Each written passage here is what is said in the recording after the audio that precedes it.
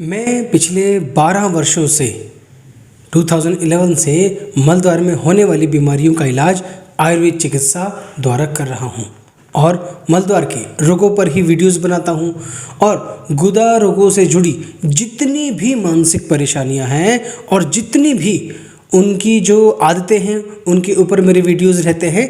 आज का हमारा वीडियो का टॉपिक है डॉक्टर से अपनी बीमारी कैसे बताएं। बवासीर, भगंदर और फिशर यानी कि मलद्वार का जो रोगी होता है, जब वो डॉक्टर के पास जाता है तो वो डॉक्टर से अपनी बीमारी क्यों सही से बता नहीं पाता, अगर बता भी पाता है तो सही से नहीं बता पाता। तो इस टॉपिक पर ये आज का हमारा वीडियो है।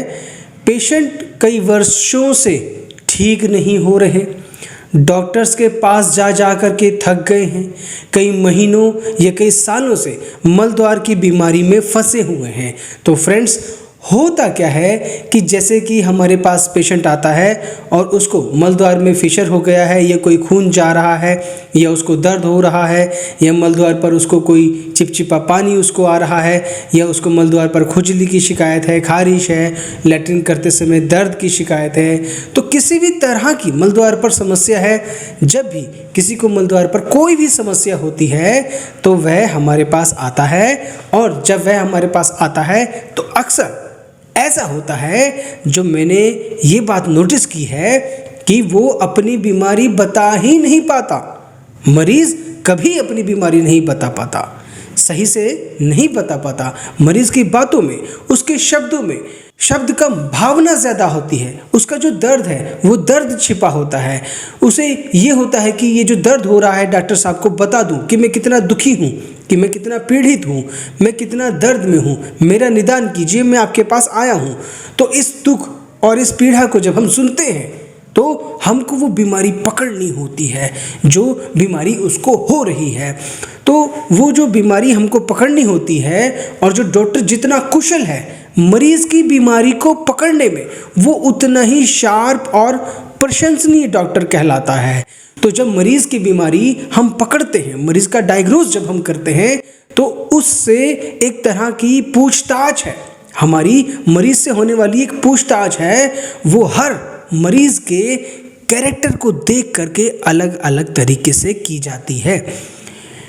कुछ लोग बहुत सहज ही पूछने पे बीमारी को सही से बता देते हैं, क्योंकि जो मरीज़ बताता है उसमें उसका दुख छिपा होता है, उसकी बीमारी नहीं छिपी होती।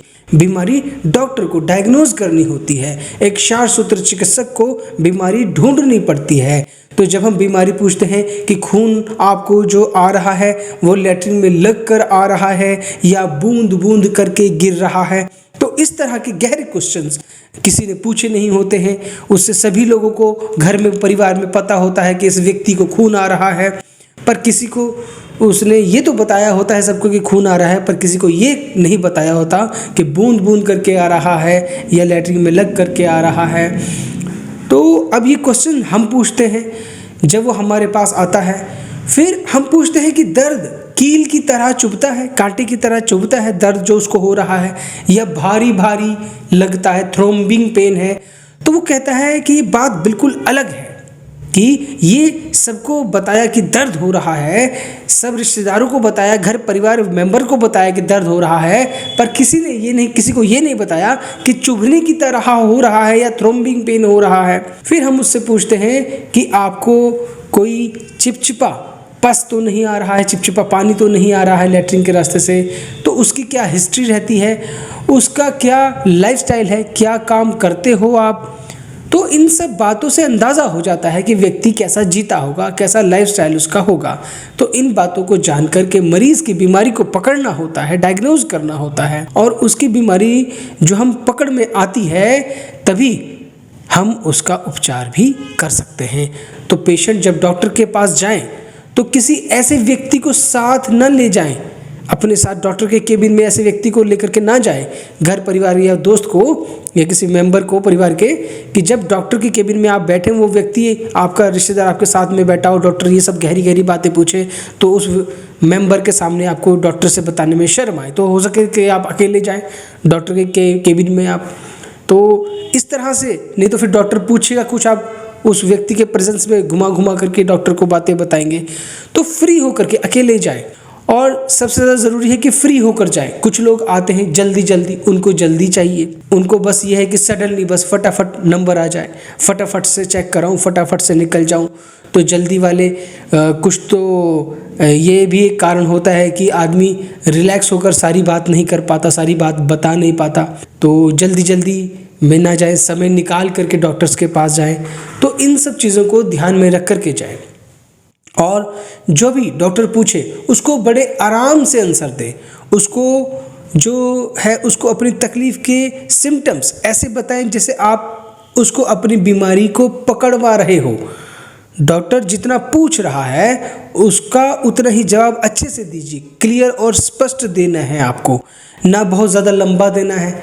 डॉक्टर ने पूछी है बात और आप पूरी लंबी बात उसको बताने लगे कि मैं उस डॉक्टर के पास गया था, मैंने फ़ला फ़ला नाम की टैबलेट खाई, फिर मैंने फ़ला फ़ला नाम की टैबलेट खाई, और आप सोचे कि बोलने का मौका मिल गया तो पूरा डिटेल में उसको इतना जो बातें नहीं भी है बताने की वो भी आप लंबी लंबी बातें बताने लगे। ऐसा में नहीं कीजिए, सिर्फ सिम्टम्स बताइए कि मुझे ये प्रॉब्लम है। बीमारी पकड़वाने में, अपनी बीमारी पकड़वाने में डॉक्टर की सहायता कीजिए, डॉक्टर से अपनी बीमारी पकड़वाइए।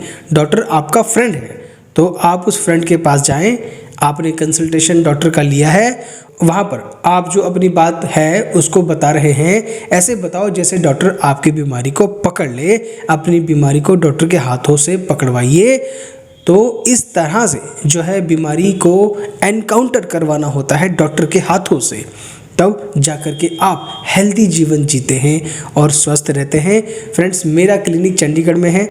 अगर आप आसपास रहते हैं तो आप मेरे क्लिनिक पर आ सकते हैं, और अगर आप मुझसे दूर हैं तो आप फ़ोन पर भी कंसल्ट कर सकते हैं। व्हाट्सअप नंबर मैंने आपको दिया है, मेरा व्हाट्सअप नंबर है 9988788433। मेरे कंसल्टेशन भी आप ले सकते हैं।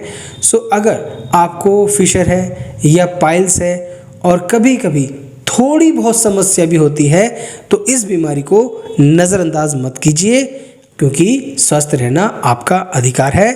थैंक यू जो आपने हमारा वीडियो देखने के लिए समय गुजारा। मैं फ्यूचर में और भी नए नए वीडियोज़ लेकर के आता रहूँगा।